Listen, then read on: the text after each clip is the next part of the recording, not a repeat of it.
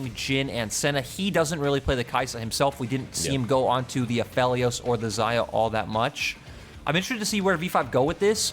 One of WeiWei's best champions has been the Lillia. He's 5-1 on it, and I'm so glad to see him lock it in. Yeah, there we go. One of the success from late last year as well. I also want to point out that we saw the hover of Thresh there. That gets locked in too. A big champion for ppgod and a lot of our playmaking supports. And you were mentioning the Aphelios. A lot of time, it will be partnered up. And considering there's already an AD carry on the other side, not fearing that you're going to lose a big pick for Y4 here. No, and now, you know, it is setting up that potential Aphelios pick, going to outrange them, but RA going with a very aggressive combo. I already love their first 3 picks. It's all about getting in there, diving the back line. We have the aggressive top lane setup, and we know V5 don't really give much support over to Langx, so RA should have an easy time executing their game plan. Also want to note that we've been seeing Renekton flex more and more, but then again, I've been talking about teams like RNG, who else in the LPL has been doing who's really flexing this pick mid, but you know, we expect to see it up in the top lane, something that's very strong with 2v2. Lyric moving forward, though, take me through the rest of this pick ban, because V5 targeting supports here when Hung has been all about those engaged supports, but he too has a pretty wide champion pool. Hard to ban out. I mean, the thing is, right, I find support very... I don't want to say bland, but I'm going to say bland in this meta. We know it's going to be Leona, Alistar, Rel, Thresh. If those things are banned, you might get a Galio. We've seen a Set or Gragas, you know, there as well. But these guys are just going to be trading these really beefy frontline tanks in the bottom side of the map. Again, the big question mark for me is where does V5 go with the mid lane? I don't expect the Orianna. I guess you could take something like the Jace and maybe use it as a flex pick between mid and top. And it's also a takeaway from RA because FoFo has played that in the mid lane himself. Beyond that, there's also just the Yone that you spoke of earlier that Mole's played a few times in FoFo as well. I love that they actually share a lot of the champion pool. See the Nocturne ban here as well. We've seen a couple of Nocturnes in the solo lane, so maybe something in the scrims that we don't know from RA looking at V5. Yeah. Also, in terms of solo queue, Mole plays absolutely everything, so I'm not surprised to see champions like Nocturne being banned out.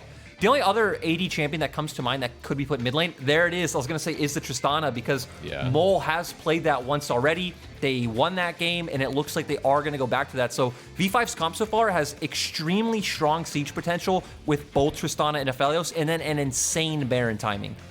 Baron timing, you got good scaling in the AD carries as well. We have Engage. Looking at a potential front line here for the last pick, though, for V5, Lyric. I'll ask you more about that in a second. I just want to see how RA round out the draft, because speaking of Engage, there's some Hung going for the Gragas support or potentially leaving it to one of the solo lanes. But let's be realistic. We see the Renekton. We see Cube there, and that's been his favorite. So Gragas in the bottom lane, and for FoFo, that would actually just do a good job on the range.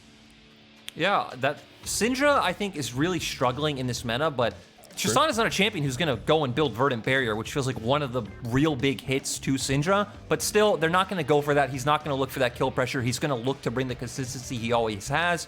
They do have a lot of people who can carry the ball in for him to look for that massive shockwave, and they also add more of an insurance policy with their composition when you have Gragas, Renekton, Nidalee, champions who, when we get ultra late, either fall off a bit or aren't reliable like the Nidalee.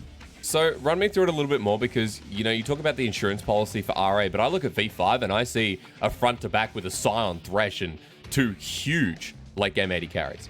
Exactly. I mean, these comps are very straightforward just from the way that V5 drafted, because V5 want to go late. V5 should win every and any front to back team fight. If RA want to win team fights, if we get later, it's going to be all about the flanks coming in from Cube or them trying to generate that side lane pressure with the Renekton and pull them across the map and look for picks.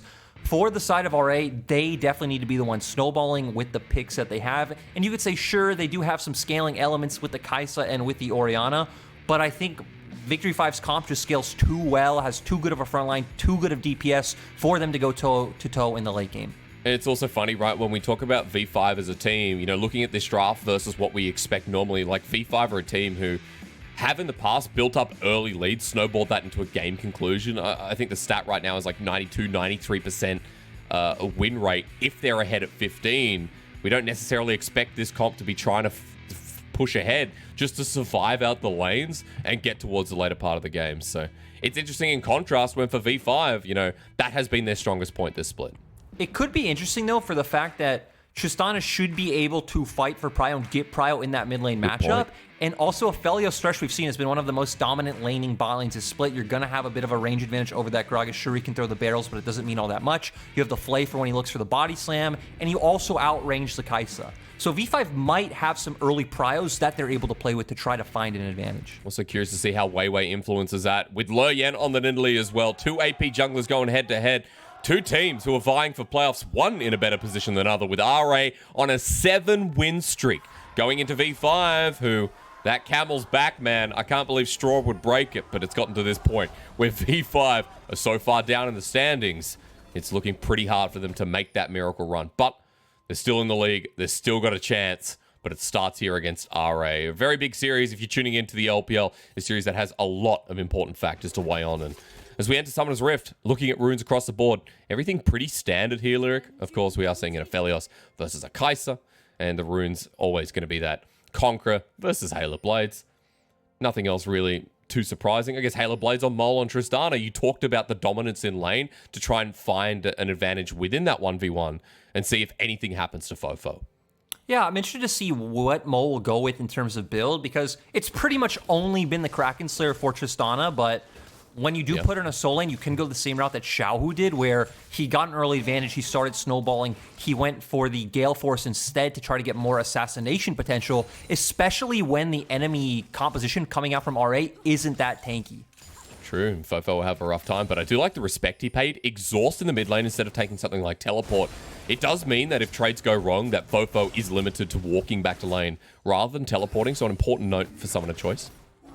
It's also because Soul Lane Tristana is played like more of an assassin, right? You hit that level 2 or level 3, you get the all-in coming out, you're consistently looking to go in, pop the exhaust, you're able to walk away scot-free. So you're right, smart choice coming out from FoFo, and we're already starting to see some of the elements that we talked about. Hey, Mole should be able to get prio in the mid lane, V5's bottom lane should also be able to get prio early on. So despite the fact that it is scaling, these are one of those interesting comps where even when you have scaling elements, you can still have the ability to win lane. I think a good example of that that's not in this game is GP. GP, we all know, is more of a scaling champion, but GP actually has a lot of really favorable lane matchups. You think of the Renekton and the Gnar.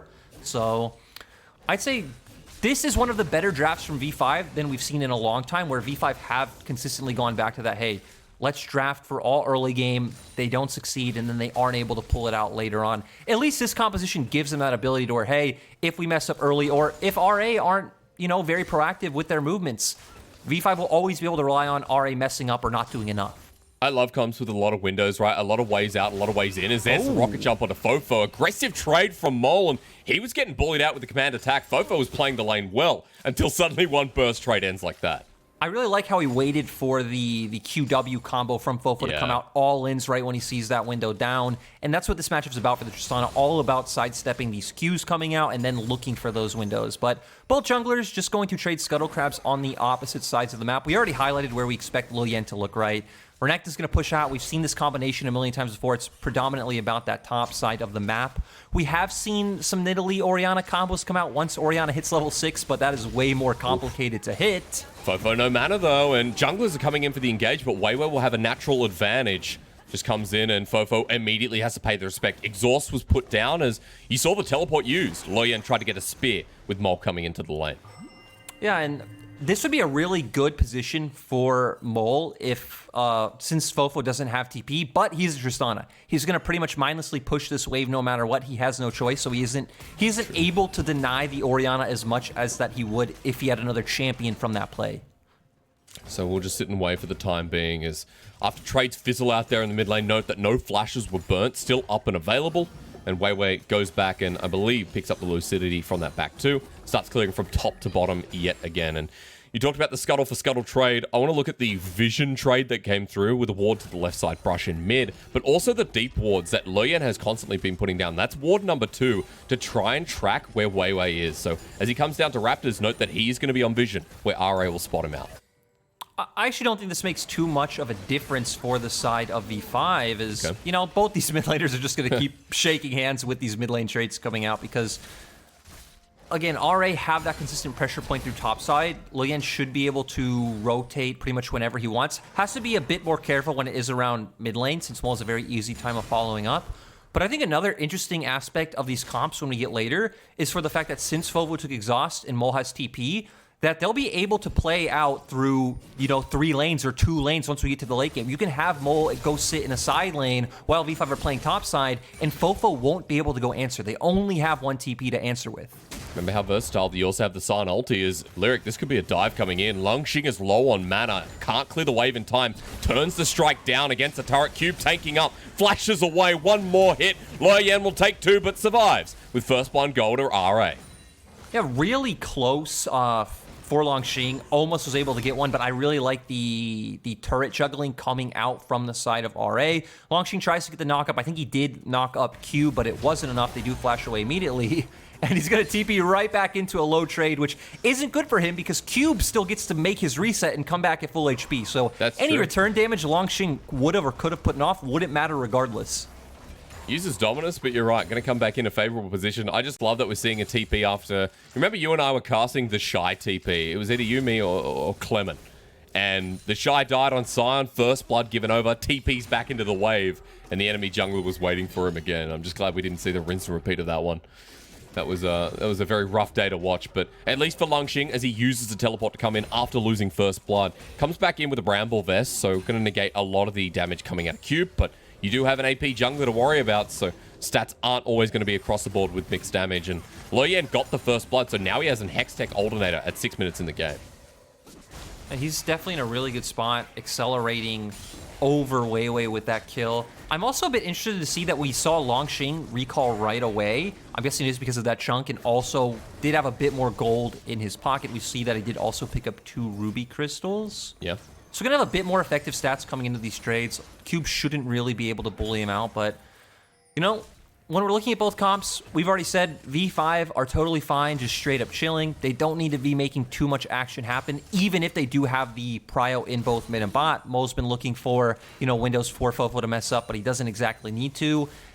RA have been a bit slower, but still, they got a kill. Now we're looking for where they can go to next. I think ideally they would want to attack Langx again, maybe try to burn the flash, and then start transitioning. Mole might be caught out, but Rocket Jump, because he got the reset on the shot, on the explosive charge. WeiWei sitting in the brush, will be spotted out by a nice trap. FoFo in at the ready. That's the lilting lullaby. WeiWei wants to dunk him down. Mole not going to go in, though, as Hung has also roamed up. So ultimate burn, but no flash from FoFo. He holds on to his summoners.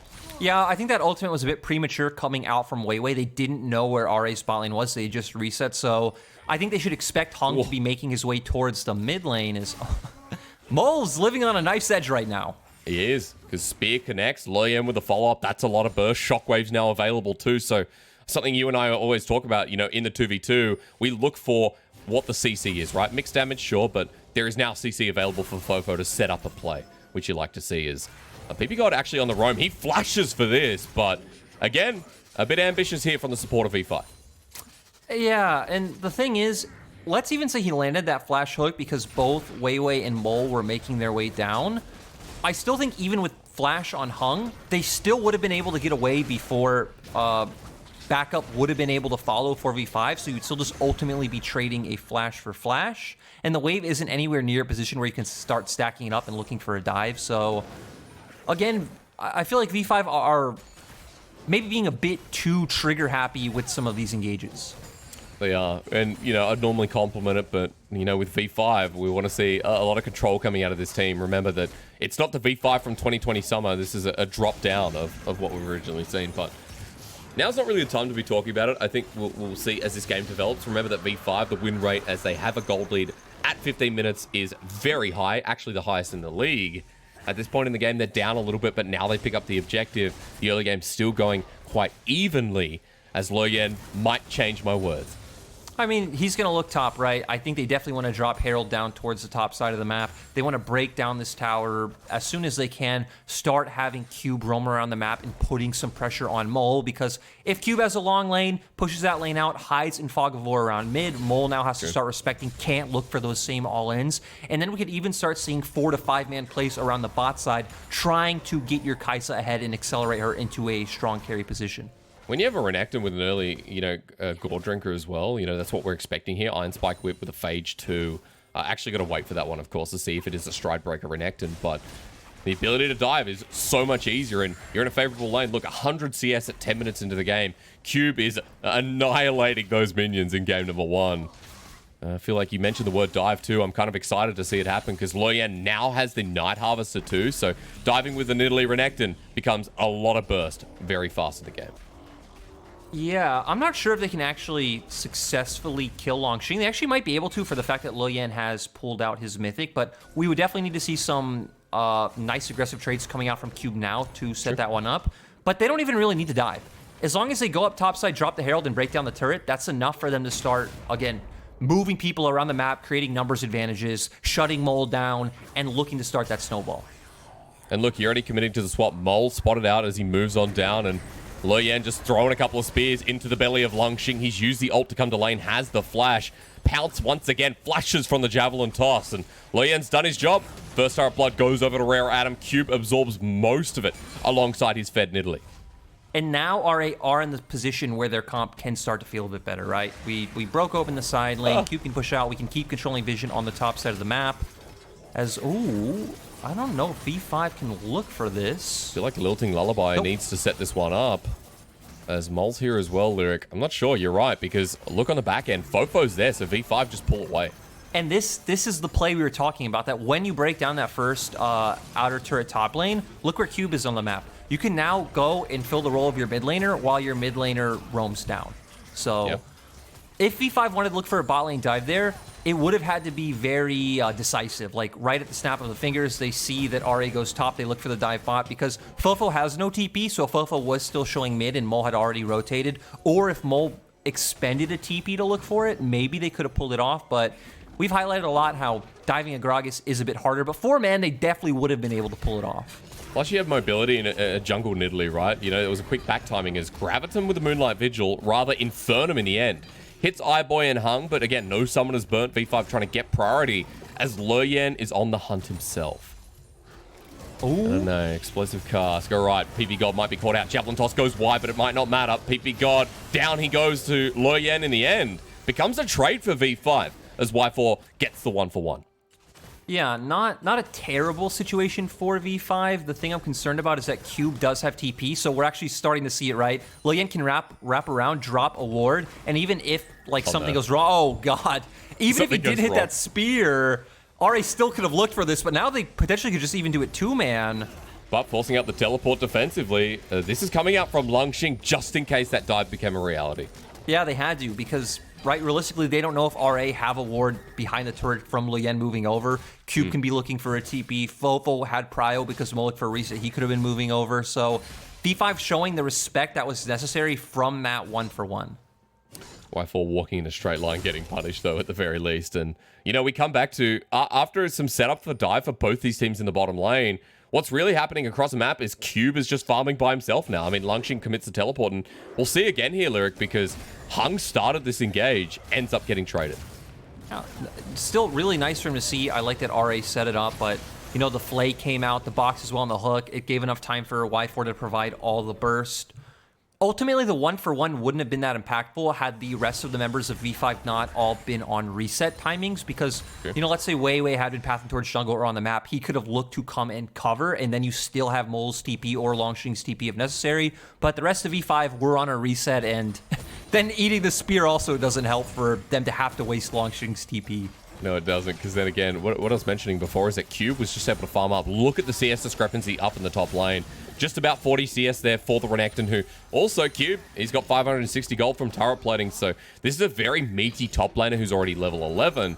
You talked about the flank potential here from RA. Early on, I'm looking at how big he is. Look at Mole. He was in a great position too. He doesn't do that much damage to him.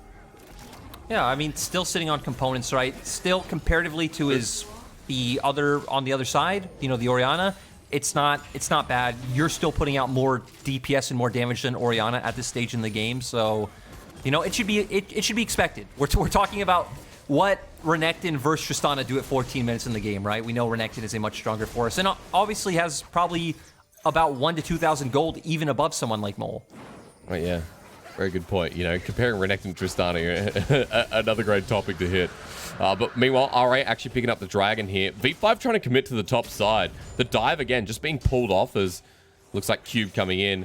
and FoFo missing on the map meant that V5 didn't want to commit. So they will be starting up the Herald as WeiWei has moved to mid as well. Remember, Langx doesn't have the teleport lyric. Yeah, I think V5 definitely need to look to give this one up. That's what I'm guessing they're doing. ppgod, nice hook, though. Sets up for WeiWei for a bit of excess damage, but not enough to pull RA off of the Herald that they've kind of just moved on to. V5 already given this away. And this is a play that they're able to set up just from what happened before. Oh my god, Maul TP'd bot. They're going to look to trade for this turret. I'm not quite sure if it's worth, but hey, we don't have Dragon up for 5 more minutes. 4 more minutes, I'm sorry. And then we don't have Baron up for around the same time. I guess as Maul, realistically, you won't really be able to look for any type of TP plays before that moment. And the fact that V5 are behind, it means that they can't make a lot of those split map plays that we were talking about before that would be available for them for having 2 TPs compared to 1. We've also compared the scaling advantage, right? I think for V5, if you're trading off when you know that, okay, this could be the best move, maybe in hindsight, or rather at the time you're thinking, this is actually fine. We know we're the team that outscales. Getting the gold onto Mol's important. He went back, he got the Kraken Slayer as well, so this Tristana getting towards the second item, the third item, the items that make him even more a force to be reckoned with. I will say, though, that RA have been the much smarter team this split. Like this, as Rocket Jump just buffered weirdly. Can you stand over the Lantern? The answer is no in the end, as Molt manages to get away without burning his flash. Yeah, and you can see FoFo positioning his ball over the wall. You know, had he been able to catch him out there with a shockwave, they could have followed up on that, but did jump to the opposite side. But my point is, despite the fact that gold's close, RA, I think, have been making very intelligent map movements. They've been doing a great job of controlling vision, like you highlighted earlier on. And we've seen that V5 haven't been able to execute with scaling in the past. So I'm still really favoring RA in this position. We're going to see Cube default back to his side lane, start pushing that out and doing what he did before. Push out, get a bit of lane prio, start moving, and then looking for those picks as a unit. He's been moving quite a bit, and you can see the CS differential's actually thinned out a bit with Langx sitting in the sideway for a very long time.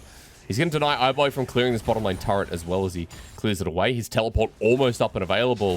Things are getting heated towards this mid lane as V5 are grouping up, so are RA, and that's why it's kind of exciting. I think this is going to escalate into a big third dragon fight lyric, or at least the next Herald. Feels like it could be, not the next Herald, excuse me, a bit of a ditzy move. Maybe towards the early Baron that you mentioned that V5 had the potential for, and RA's Baron is not horrible either. Yeah, from what I expect for this next like 5-6 minutes of this game is that RA's going to keep doing what they're doing. They're going to control vision around where Cube is, rotate him towards the mid lane, try and look for aggressive engages with Hung, and look for those picks of snowball ahead until an objective comes up where, you know, in about 2 minutes, they're just all going to default towards Dragon, pick that one up. And V5, realistically, I think should, nothing comes out. I think for V5 for the next few minutes, you don't need to fight for the next Dragon. Even if RA gets that one, it's not a big deal. You don't need to look for another Herald. Actually, are we already on the second Herald? I think we're done. We saw the second Herald. It's actually in the inventory of Leyan right now. Yeah. So point is, there's no objectives that V5 really need to fight over. But I also wouldn't be too surprised if V5 did look for a crazy Baron shenanigan. I don't think they should. I don't think they need to. Just keep forcing RA to make the aggressive moves and, you know, see how it plays out. Though, again, I think RA have been doing quite a good job of using their tempo thus far. Yeah, and if we do see, you know, what you're talking about with Hung, you know, maybe try and find a pick and, like, set RA up for greater success, we can start talking about the vision advantage and the control that RA have had all game long. The priority on tracking WeiWei from Leyan has been exceptional, and, you know, RA, you can see towards the top side of the map, been controlling vision for quite a while, towards this Dragon, now getting set up with some of the deeper control wards and the deeper vision that Hung's putting down. Again, to spot out WeiWei and see if RA can build on some of the tempo, now with Herald getting put down as well. I mean, at this point, state of the game, it is pretty expected. They have control of all 3 lanes. They are ahead, so V5 just has to back off in respect. But, you know, RA are taking advantage of it. I like that they use Herald mid, and this is what we talked about with moving pieces around the map, just continuously transferring pressure over. They are doing a nice job of playing out with side lanes in a 1-1-3 setup. It does look like Mole might be able to get the top lane turret.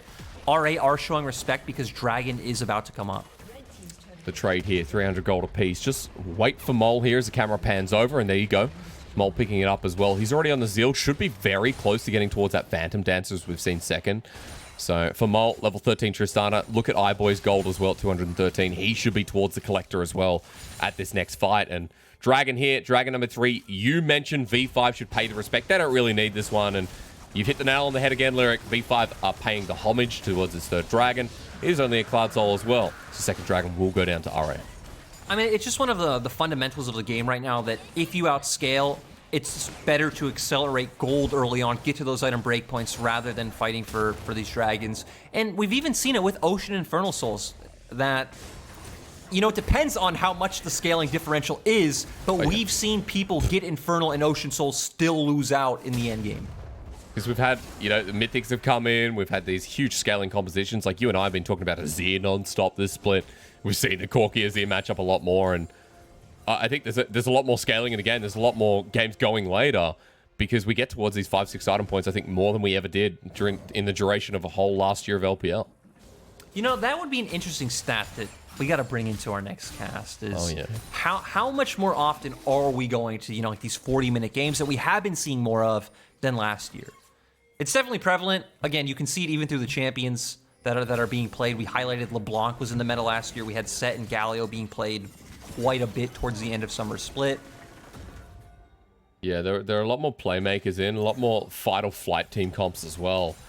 As, you know, it's only 3 kills. I know our audience is a little bit upset here, but Lyric already outlined the compositions for you here as well. RA still holding control over the 3 points of this map, and V5 paying the respect, giving a lot of the farm here to Y4 in the mid lane, who's up 20 CS. As WeiWei moving in towards the Baron area, just trying to clear some vision for now. V5 using this unit that they have. A lot of disengage here from V5 too, so for Leyan trying to poke through, and again, continue the deep vision that we've expected all game. And yeah, they're doing a good job. One interesting thing to note is the fact that FoFo being one of the players to go towards that Seraph's Embrace first rather than looking to complete his Ludens, so they are using... Ooh. ppgod caught out. He's looking for a pick. He's a couple of autos away. Explosive cast healed on up the spear, though. He walks back into it, but that was a hard situation to escape as RA. That's the pick to build the game advantage. Dragon's not up, but RA have done enough damage. Remember, they got side lane control. Yeah, they can even look to potentially set up a dive around mid if Cube wants to posture aggressively around the turret. They could look to go and start out a Baron and pull V5 in. And this goes back to the point. That's a lullaby. But WeiWei's lullaby has not been good so far. I mean, and it's one of those things where we said ppgod hasn't been having as good of a split as he had in 2020. That's in 2020, he looked like one of the best support players in the league, especially when you put in context that he was playing with people like Y4. Again, Sam D wasn't some absolutely insane player coming in. And this split has just not been the same. Right there, you have no reason to be contesting for River Vision as Cube looks like he might be dead. Doesn't I'm flash. not sure, though. He has Dominus, and remember, he's also got Gore Trigger. That's currently on cooldown until about now. He can slice and dice over the wall, so he's fine. They pull the ultimate, excuse me, but again, no summoners, and Lilting Lullaby wasn't available, so... Need a bit more damage there from V5, too. He got Langxing's ultimate out of it as well, right? So you're still trading an ultimate for an ultimate in the end. And health advantage won't mean too much. He'll just back away, waves in another good spot, and... For RA, up 2,000 gold here in this game. 24 minutes just about in, 4 kills. And yes, a little bit of a slower game, but keep track of those items, folks. We are getting towards a very strong mid-game territory. 3 items coming up as well here for iBoy. You also look at Y4, who hasn't backed in about a millennia. Look at Mole. I mean, he's heading towards a crit item as the 3rd item here. So we are going to get into those massive territories of some of these scaling AD carries. I'm really surprised that we see Mole going for the collector. That's not something we typically... Oh, actually, he sold it. Huh. Okay. He bought a collector in his inventory and then sold it immediately. I was so confused when he was at base. You mentioning Mole or Y4 Lyric? Oh, it is Y4. My bad. Hey, we got double AD carry. It's okay. I was a little bit confused, but you're right. He sold it, went for the BF sorters. That's a flash coming in. Hung for the flank, and Leyan to follow up. iBoy flies on in, and Mole's immediately dead. They turn their attention with the Sion ulti now up and available. V5 with the numbers disadvantage, but Leyan is low. Langxing trying to front line, and disengage they go with Baron in front of them to threaten, but at least for RA, don't think they're going to start this one. I just don't know why V5 are aggressively posturing to look for these contests right now. You're still at a point in the game where you don't have to. You're still only about a few thousand gold behind. And sure, obviously the teams in-game don't know how much gold they are behind. But I feel like V5 should be able to feel like, hey, we haven't lost too many structures. This isn't a high kill game. In terms of CS, it is relatively close in a lot of places. Even our Sion, only 20 CS behind. You would feel like it should be much more. So set up a defensive vision line throughout your jungle. give up what you can, get to those third item breakpoints that we set up earlier on. We want to see the Infinity Edge come out for both Y4 and Mole, and that's when you really want to start taking these fights. At the moment, you can see V5 skirting a little bit dangerously here. RA waiting for a pick yet again as Mole comes back up and available. We're A-ramming a little bit hit for this one, Lyric, as the next Dragon's up and available. Hung over the wall once again. He doesn't have flash, and he's waiting for Shirelia's cooldown as V5 are grouped up as well. And we already highlighted how V5 want Langx standing right in front of them, want their AD carries to be safely behind front to back. ppgod playing a zoning role with the box to where RA are fine being able to throw out these spears and look for a bit of poke, but Cube needs to find an angle, or if he has flash, right, he can just flash Dominus right on top of that backline. Oh, Langx, that ulti was disgustingly bad. He flashes out immediately, and there you go, an engaged tool. If V5 wanted to contest, RA health advantage once again, and they'll just try and clear the wave and then move to Dragon. Yeah, this feels like it's so ingrained into V5 that, you know, they're an aggressive team. They look for early game advantages, that they're going for these types of plays. They don't have that same discipline that we've highlighted teams like RA can show. Teams like FPX have shown at times. Top esports have shown at times. EDG are like the kings of discipline in this split. Yeah. So V5 not having that one, again, complete waste of ultimate. You're fine posturing. I even don't think giving up that dragon was too bad. Death sentence comes out. Yeah, but the problem is, where's the follow-up? You remember that we lost a member and Mole's up to the top lane, so mid lane turret goes down, and they picked up Dragon 2 now on Soul Point. For RA, they're the disciplined team this game, Luke. They're the team that's still ahead in gold, still holding the composition merits to what we've talked about. And we're at a point where, again, you know, you've got Kaisa heading towards 3 items. Leandri's now picked up here for FoFo. It feels like this Soul Point is going to be abused by RA, especially when their comp's getting to its peak, or at least to one of its core strengths too. Yeah, for RA, they just need to keep doing what they're doing. Again, center Renekton into a side lane, push out. I want to start seeing them bait out for this Baron, try and put V5 in some awkward positions where they're contesting you while you are still stronger than them and have better items. For V5, they are farming up for those Infinity Edges, but hey, they're going for that cheese that we spoke about earlier. Audience, wake up. It's time to party in front of the Baron. This is where things kick off, as that's Shirelia's burnt by Hung. Spear connects onto the Baron. V5 grouped up as 4 with Mole off the side. He sent back Hung, but the Buster Shot may not be utilized well as iBoy in for the flanking position. Y4 get taken out. Shockwave onto 2, and immediately WeiWei's down. That Moonlight Vigil not great as Langx is getting burnt down to asunder. Mole has to kite back with Cube on the front line, and Y4 getting destroyed. No 200 years in this battle as RA are dissipating over V5. It's all been thrown into the too hard basket with the now 9-1 RA. And FoFo Shockwave sets it all up. There's still a ton of turrets standing between RA and the Nexus, but at the very least, they should be able to get a mid lane inhibitor. And this has been a clean game from RA so far. This is what we've been talking about. This is why I apologize to our audience, Lyric, because for RA, I was sure as hell wrong about this team. Developed in the split, and this game has shown us that for RA, these games are clinical. Against V5, death timers are low, but look at how fast they're taking the Nexus turrets down. WeiWei's not going to be up. ppgod's going to be here as well to witness the demise. They flash for the final kills. The explosive cast separates and gives some anxiety over to V5 as RA, that was slow, but tempered for a Game 1 win. That was really nice to see them play this out methodically to where, you know, we set up, hey, they need to be the team with an advantage, especially when you think of earlier in the split or last year when you have the Renekton Nidalee. It usually is a bit more explosive, but they just did what they needed to do.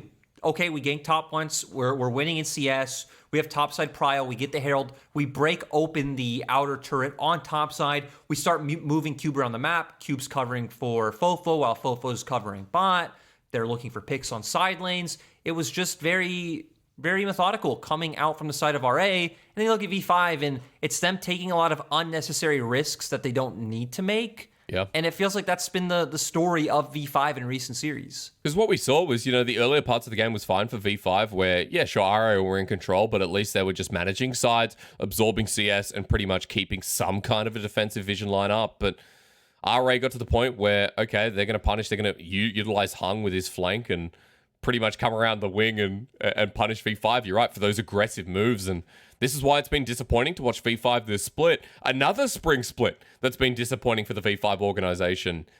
And it's just hard to kind of look at how V5 were playing that game because you nailed the comps down so well. I think I did prefer V5's composition in the end of the day because it's a comp that goes against their way of thinking. But their way of thinking in this game hadn't changed from what we've already seen. No, and, it's kind of funny because we're saying, hey, they held up well in the early game. Like, they were doing good. They were doing fine. And it's like, well, they're the composition that realistically has to do nothing in the early game. So we're complimenting them based on them doing nothing when they didn't have to. And they were still looking for aggressive skirmishes, but again, then they kept trying to pull the trigger too much. We highlighted RA's vision control. This series was really good. In the early game, it should be expected for them to get that vision when they are not trading sides of the map, but jungles are pathing towards different sides, and they are using the pressure cubes giving to them. But then after that, it was very nice, consistently pushing out mid as a 4-man unit, going into both sides of the rivers, sweeping V5's dwarves, setting yours down, and then V5 are in really awkward positions where they can't get into the river. And we saw that in the one fight where Langx had to blow his ultimate, where he tries to break through that defensive line that RA have, and it's not safe for the rest of V5's members to follow up, and that's when RA punished them. The zoning, right? You have a Renekton and Orianna to worry about, then the Gragas as well, and then iBoy gets set up for success. It feels like there's so many tools there from RA, and the rest of V5 just watches Langx flashes back out. It was kind of an awkward moment considering that V5 were trying to force that trigger that, never should have been pulled. So it's kind of sad to see. And I think for RA, talking on the other wing, because we mentioned that RA are on a 7-win streak. They just beat FPX in what could have been a 2-0, you so specifically said. Coming into this series, RA definitely looked like the better team after game 1. RA looked like the cleaner team. That's what I love shaping up towards playoffs, the development of these squads. And for RA, 9 wins, if they can pull off this series win, feels like it should be the roundup, should be the playoff long-term guarantee. But I'll hold on that lyric. We are going to throw to a break when we return. We're going to see if V5 can shape up, or maybe they have to shut up going towards game 2.